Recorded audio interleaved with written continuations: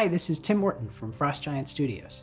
I'm very excited to announce that Frost Giant is establishing relationships with two fantastic companies, Dreamhaven and Epic Games. Dreamhaven is an amazing new team founded by some friends and former colleagues from Blizzard. Many of them were pivotal in shaping the real-time strategy genre. Dreamhaven is going to be advising the Frost Giant team as we build our new RTS, and we're extremely grateful to have them in our corner. Epic Games has been setting the bar for game engines for many years now, and their upcoming Unreal Engine 5 is going to be another giant leap forward. Frost Giant will be using Unreal Engine 5 to build our new RTS. Next, you'll hear some thoughts and maybe some updates from our game director, our art director, and our chief architect. Thanks for watching. One of my first experiences working at Blizzard was when I joined Warcraft 3. I remember one day that I was working on an early Night Elf mission. I hear a little chair wheel in behind me and somebody sit down, and I hear a voice. Hi, I'm Mike. I'm here to help with the scripting in your level. And it was Mike Morheim. He took time out of his schedule as the head of the company, with all the business responsibilities that he had overseeing everything, to always stay connected with the games that he was building and the teams that he had working on them. The people at Dreamhaven are proven in the games industry. I've known Mike Morheim for almost 30 years now. People like Chris Siggety, who was the lead for StarCraft 2.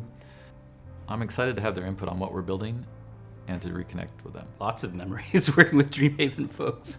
It wasn't long after I started at Blizzard that I was invited to a poker game, and Mike was there, and I thought it was really impressive to me that with such a big company, he was still just hanging out with new employees, playing poker, and it was awesome. I had a great time that night. I lost, but I had a good time. The benefit of having Dreamhaven as advisors is going to be huge. Not only are they game developers that are advising us, but most of them work directly on StarCraft, and they have a passion for RTS just like we do.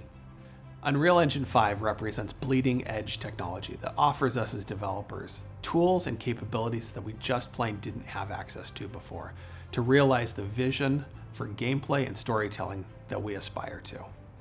I think Unreal gives you a huge head start making a game. You're basically productive from day one. Unreal 5 gives us best-in-class rendering that enables our game to look as good as possible. I think the main features of Unreal 5 that is going to be most impactful for the art will be Lumen, their new lighting solution. The fact that we can change lighting in real time without having to bake out maps and everything could be pretty massive. And Nanite's also going to be pretty massive, I think, for us. Maybe not so much on the game side, because we still need to keep everything pretty clean and readable, but in cutscenes and in cinematics, the fact that we can just throw so many polygons at it and it'll be performant will be pretty huge. I love it.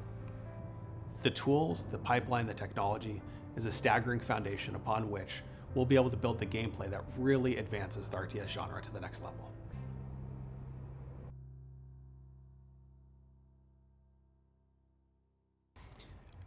One of the biggest challenges and exciting aspects of building a new IP is really being able to define your setting, the universe that players are going to explore, finding the creative home for your game. And this is something that I'm pleased to report that we've made some great headway on. We've worked for months now with some really experienced, talented writers. We've churned through dozens and dozens of ideas for different types of settings that are wildly diverse. And I'm really pleased to say that we've selected one that I think you're going to be really, really excited about. It's big, giant that are says things going through just really hitting, making look. And I think you're going to love it. So please let us know what you think about our setting on the Frost Giant subreddit.